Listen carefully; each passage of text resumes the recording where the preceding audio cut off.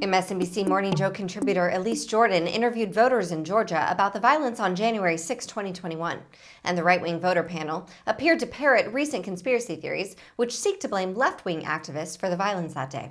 But the Republican Party released a statement saying that that was legitimate political discourse. Does anyone think that was legitimate political discourse, January 6th? Sure, until they trespassed. But once they trespassed, what did they do? They walked up the stairway, they went into the rotunda, and they walked back out. So now they're in a gulag for 2 years in prison. Yeah, They poo-pooed and pee-peed in the hallways and smeared it all over the walls. Out of 5,000 people that entered the building, or 2,000 or whatever, there were only 100 bad actors. Right-wing attempts to minimize the deadly riot have included accusing Antifa factions for a majority of the day's violence. Antifa, an abbreviation of the term anti-fascist, has been around as long as fascism itself and is comprised of a decentralized collection of far-left groups and individuals. The term recently became popular due to the protest against police brutality that erupted in 2020 in cities across the U.S. Right-wing commentators were quick to use images of violence from those protests to fuel a narrative surrounding Antifa as a group of lawless terrorists. There was a lot of bad stuff that happened that day, I agree, but I believe that the portion of people that were troublemakers is very small. Number two, how many of those troublemakers were actually Antifa intentional That's what I wanted to ask. troublemakers? There's just a whole series of questions that don't add up. And you got. This is not the first time Donald Trump supporters have claimed that factions of anti-fascist activists were responsible for the January 6 riots on the Capitol.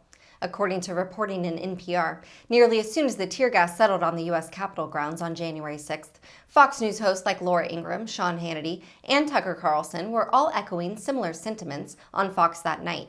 In the day following the attack, Representatives Matt Gaetz of Florida, Paul Gosar of Arizona, and Mo Brooks of Alaska had all repeated the conspiracy theory as well. The lie the Capitol rioters were actually Antifa was mentioned more than 400,000 times online in the 24 hours following the insurrection.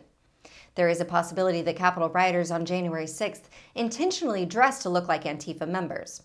One man charged in the riot, Joseph Randall Biggs, an Army veteran and an organizer in the Proud Boys hate group, encouraged others to travel to Washington, D.C. with specific instructions not to dress in colors, according to court documents, in attempts to blend in with Antifa groups, whose members are known for wearing black to counter protests.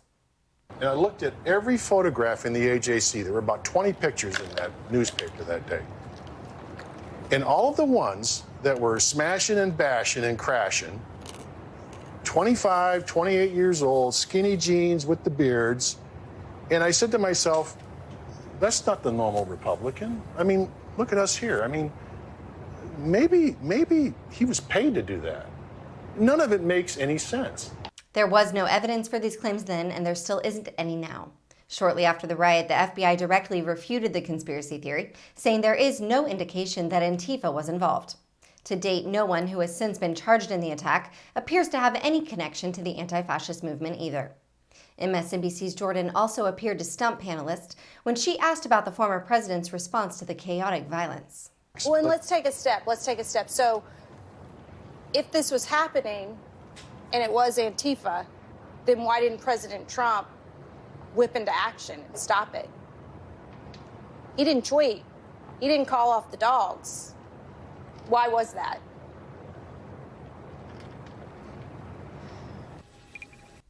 The fact is, some rioters seemed annoyed that Antifa is getting the credit for the Capitol attack, as they took to the internet almost immediately to deny these theories.